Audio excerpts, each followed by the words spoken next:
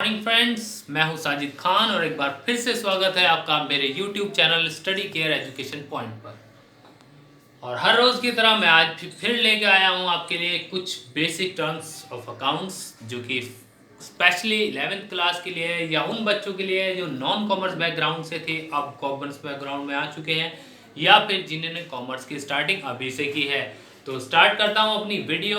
इससे पहले स्टार्ट करने से पहले आपको बता दूं, इससे पहले मैं एक पार्ट अपलोड इसका कर चुका हूं और अगर आपने वो पार्ट नहीं देखा है तो इस वीडियो के डिस्क्रिप्शन में आपको उसका लिंक मिल जाएगा। आप आसानी से उस वीडियो को पहले देखिएगा।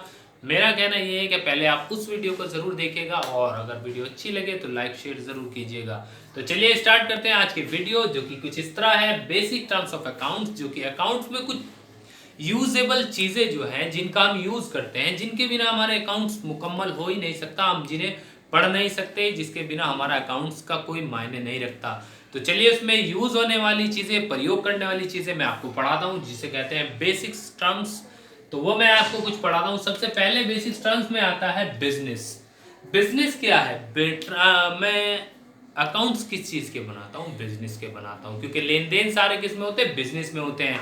रख रखाव किसका किया जाता है? बिजनेस का किया जाता है। पैसे में लेन देन कहाँ होगा? बिजनेस में होगा। हाँ, उसी लेन देन के मैं हिसाब किताब रखूंगा और उसी हिसाब किताब को रखने को मैं बिजनेस कहता हूँ। तो सबसे पहले जानते हैं बिजनेस क्या है एक्चुअल में। बिजनेस कहते हैं एक व्यापार को, जो मैं इस उद्देश्य से कहता हूँ, दैट इज, इसे आसान भाषा में ऐसे कह सकते हैं, मोटिव इज प्रॉफिट, जो कि मैं लिखा हुआ है यहाँ, जिसका मोटिव, जिसका केंद्र उद्देश्य क्या होता है? प्रॉफिट अर्न करना। क्योंकि कोई भी व्यक्ति बिजनेस को ऐसे ही नहीं करता सिर्फ प्रॉफिट अर्न करने के लिए करता है। क्या कोई ऐसे भी करता है कि 20 रुपए का सामान लिया और 15 में बेचूंगा? नहीं ना, 20 का लेके 22 में बेचने की कोशिश करता है। इसे ही कहते हैं बिजनेस, जिसका मोटिव होता है प्रॉफिट अर्न करना।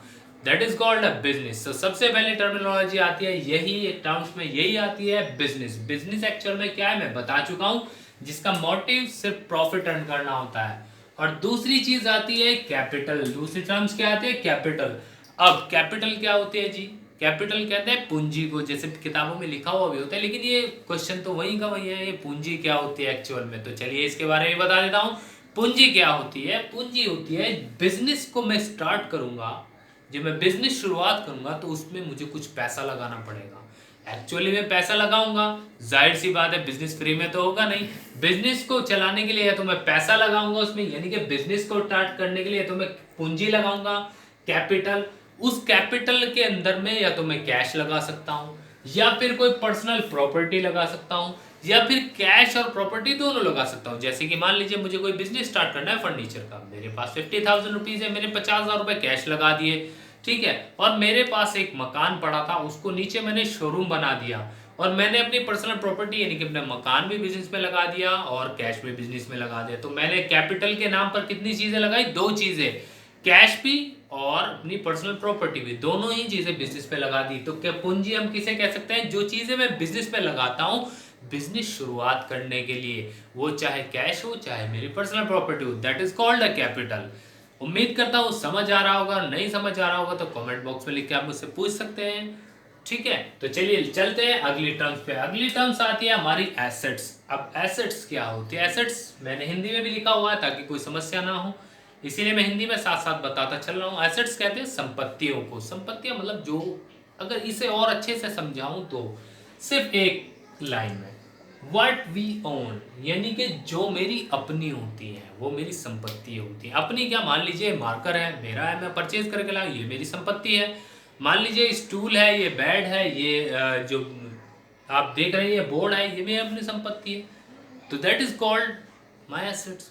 मतलब एसेट्स वो जो मेरा अपना है, जो मैंने बिजनेस में लगाया हुआ है और जरूरत पड़ने पर जिसे मैं बेच सकता हूँ और खरीद सकता हूँ, जिसका मुझे राइट हो कि मैं उसे खरीद सकता हूँ और बेच सकता हूँ। क्योंकि बाद दफ़ा ऐसा भी होता है कि हम कभी कभी ऐसा होता है हम कंफ्यूज हो जाते हैं। क्यों? क्योंकि हमने देखा होगा कभी कभी हम कॉलेज में जब जाते हैं, कॉलेज लाइफ में हमारी भी थी, जब हम कॉलेज में पढ़ा करते थे तो वहाँ लिखा होता था कॉलेज आपकी अपनी संपत्ति है। वहां पे लिखा होता था कॉलेज आपकी अपनी संपत्ति है। लेकिन कभी ऐसा हुआ कि कॉलेज से आप पंखा उतार लाए हो? नहीं ना। हाँ, बिल्कुल ऐसा नहीं होता। वहां लिखा हुआ है वो आपकी संपत्ति है, लेकिन वो आपकी नहीं है, वो सार्वजनिक संपत्ति है, क्योंकि उसको बेचने और खरीदने का राइट्स आपको नहीं है। तो संपत्ति आपकी वही कहलाती है जिसका राइट्स आपको हो, या तो बेचने का भी और खरीदने का भी। Done it. तो कुल मिला के बात यह, व्हाट वी ओन, जो आपकी अपनी होती है वो आपकी संपत्ति होती है। उम्मीद करता हूं समझ आया होगा। इसी के आगे अपोजिट आता है लायबिलिटीज। लायबिलिटीज कहते हैं दायित्व को। दायित्व वो जो आपको किसी के पे करना है, यानी कि चुकाने बाकी होते हैं। मान लीजिए मैं ये मारकर किसी से उधार मांग के लाया एक लेक्चर लेने के लिए, अभी ये मेरी संपत्ति नहीं है। मान लीजिए बोर्ड में किसी से मांग के लाऊं कि लेक्चर देने के लिए, या फिर किसी से पैसा उधार लिया हुआ है, बैंक से ऋण लिया हुआ है, वापस देना पड़ेगा, वो मेरी संपत्ति नहीं है, वो मेरा अपना नहीं है, मैंने लिया हुआ है एक पर्टिकुलर टाइम के लिए, वो वापस देना पड़ेगा। That is called liabilities. जो चीजें मुझे पे करना बाकी होता है, और मैंने एक लाइन में लिखा है व्हाट वी ओ।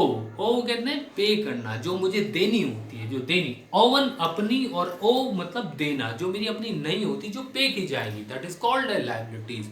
उम्मीद करता हूं समझ आ रहा होगा। अगर वीडियो अच्छी लग रही हो तो प्लीज लास्ट तक जरूर देखिएगा। और अगली हमारी टर्म्स आती है गुड्स। गुड्स कहते हैं माल को। माल, इसका भी बहुत बड़ा यूज होता है हमारे बिजनेस में, क्योंकि बिजनेस ही माल से होता है। माल खरीदा जाता है, बेचा जाता है। इसकी गुड्स के अंदर से 3 टर्म्स निकलती हैं। अब इस गुड्स तो हो गई एक टर्म, इसके अंदर 3 टर्म्स होती है। माल 3 तरीके से रखा जा सकता है। तो माल खरीदा यानी परचेज किया जा सकता है, यानी कि खरीदा जा सकता है, या फिर सेल किया जा सकता है, यानी कि बेचा जा सकता है, या फिर बच सकता है, यानी कि स्टॉक में रखा जा सकता है। तो इसी के अंदर ये तीनों टर्म्स कंप्लीट होती हैं। माल वो होता है जो जिससे मैं बिजनेस करता हूँ, खरीदता बेचता हूँ जिसे मैं, ठीक है। और उसके अंदर 3 टर्म्स क्या होती है, माल का खरीदना, उसका बेचना, या फिर बचा हुआ स्टॉक रखना, मेंटेन करना। Done it, fine. चलिए और आगे चलते हैं थोड़ा सा। उम्मीद करता हूँ ये समझ आ रहा होगा, बहुत इंजॉय आप कर रहे होंगे, क्योंकि मुझे भी बड़ा मजा आ रहा है आप लोगों को पढ़ाते हुए। और चलिए इसी तरह चलते हैं अगली टर्म्स पर। अगली टर्म्स है हमारी रेवेन्यू। रेवेन्यू क्या होती है, रेवेन्यू कहते हैं हमारा टोटल सेल प्राइस। मान लीजिए ये मारकर मैं 20 रुपीज का मार्केट से खरीद के लाया हूं, और मैंने ये सेल कर दिया 25 रुपीज में। तो मेरे पास टोटल पैसा मैंने कितना अर्न किया, 25 रुपीज। मेरे पास कितने पैसे आए इसके, 25 रुपीज। जो 25 रुपीज मैंने अर्न किए, कमाए हैं, वही मेरा रेवेन्यू है। Done it. अब जरा प्रॉफिट की बात करते हैं। प्रॉफिट क्या है, अगली टर्म्स है प्रॉफिट। प्रॉफिट और रेवेन्यू में ज्यादा फर्क नहीं है। रेवेन्यू तो वो जो मुझे टोटल पैसा मिला है उसके बदले, और प्रॉफिट हुआ है जो रेवेन्यू माइनस कॉस्ट, यानी कि सेल प्राइस में से कॉस्ट घटा दी जाए। मान लीजिए मेरी कॉस्ट कितने की थी, 20 रुपीज का लाया था, और बेचा कितना है, 25 रुपीज का। तो मुझे प्रॉफिट कितना अर्न हुआ, 5 रुपीज। जी हाँ, बिल्कुल ठीक कहा आपने, 5 रुपए का प्रॉफिट हुआ मुझे। लेकिन आपने निकाला कैसे, आपने सेल प्राइस में से, यानी कि जितने की सेल की थी उसमें से अपनी कीमत यानी कि कॉस्ट घटा ली, तो जो बचा वो आपका प्रॉफिट था। तो रेवेन्यू में से अगर कॉस्ट घटा दी जाए तो डायरेक्टली आपका क्या निकल के आता है, आपका प्रॉफिट निकल के आता है। Done it. और अगर कभी कभी ऐसा हो जाता है कि आप कॉस्ट से कम पे माल बेचते हैं, तो वो नुकसान भी हो जाता है, लॉस भी आ जाता है। तो कुल मिला के बात यह है, रेवेन्यू आपकी टोटल प्राप्तियां, और रेवेन्यू में से अगर कॉस्ट घटाएं तो जो निकल के आता है वो होता है आपका प्रॉफिट। Done it. उम्मीद करता हूं अच्छा लग रहा होगा, समझ आ रहा होगा। तो चलिए इसी तरह चलते हैं अगली टर्म्स पे। अगली टर्म्स है एक्सपेंसेस। इनका भी बहुत बड़ा रोल है, क्योंकि बिजनेस करूंगा तो खर्चे भी होंगे, इनकम भी होगी, लाभ भी होगा, हानि भी होगी, सभी तरह का होगा। तो इसीलिए मैं बता रहा हूँ एक्सपेंसेस के बारे में। एक्सपेंसेस कहते हैं खर्चों को। खर्चे क्या है हमारे, खर्चे मतलब जनरल एक्सपेंसेस, जो रोजमर्रा के होते हैं, पर्टिकुलर इन द ईयर, जो एक साल के अंदर अंदर होते हैं, छोटे मोटे खर्चे, जैसे जनरल एक्सपेंसेस, कमीशन देना, सैलरी पे करना, ये सब मेरा जनरल एक्सपेंसेस में आता है। और एक अगली टर्म्स आती है एक्सपेंडिचर। एक्सपेंडिचर क्या है, एक्सपेंडिचर कहते हैं भुगतान करना। एक्सपेंडिचर को भी जरा समझे, इन दोनों में फर्क कुछ नहीं है, लेकिन बहुत छोटा सा सिमिलर, आंसर तो सिमिलरली है, लेकिन थोड़ा सा फर्क है। क्या फर्क है, एक्सपेंडिचर के बदले आपकी एसेट आ सकती है, लेकिन एक्सपेंसेस के बदले कभी एसेट नहीं आती। सुना मैंने क्या कहा है, हाँ, एक्सपेंडिचर के बदले एसेट्स खरीद सकते हैं आप, लेकिन एक्सपेंसेस के बदले कभी एसेट नहीं आ सकती, क्योंकि एक्सपेंसेस की रिकवरी नहीं होती, एक्सपेंडिचर की रिकवरी हो सकती है आपकी। Done it. मान लीजिए आपने कोई बिल्डिंग खरीद ली, आपका खर्चा है, लेकिन आपकी एसेट भी तो खड़ी हो गई ना, है ना। हाँ, अगर आपने सैलरी दे दी, उससे आपकी एसेट नहीं खड़ी हुई, तो वो तो दे करके खत्म हो गई, लेकिन यहाँ आपका एक्सपेंसेस हुआ, लेकिन एसेट खड़ी हो गई, तो इसे ही कहते हैं आपका एक्सपेंडिचर। उम्मीद करता हूँ सारी टर्म्स आपकी समझ आई होगी। इसीलिए मैं कुछ बेसिक टर्म्स लेकर आया था आपके। बहुत इंपॉर्टेंट चीज़ थी ये, अकाउंट का बेसिक था। संपत्तियां, दायित्व, खर्चे, हानियां, लाइबिलिटीज़ और बिजनेस क्या होता है, ये खर्चे कैसे मेंटेन करते हैं, माल क्या होता है, ये मैं आपको अच्छे से बता चुका हूँ। उम्मीद करता हूँ आपको अच्छा लगा होगा।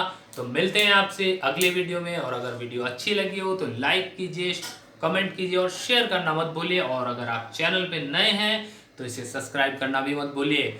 और बेल आइकन को यानी कि घंटी वाले निशान को ज़रूर दबा दीजिए, जिससे कि ये होगा कि मैं जो भी वीडियो बनाऊं सबसे पहले नोटिफिकेशन आप तक पहुंचे। तो उम्मीद करता हूं आपके समझ आया होगा। आज की वीडियो में इतना ही था।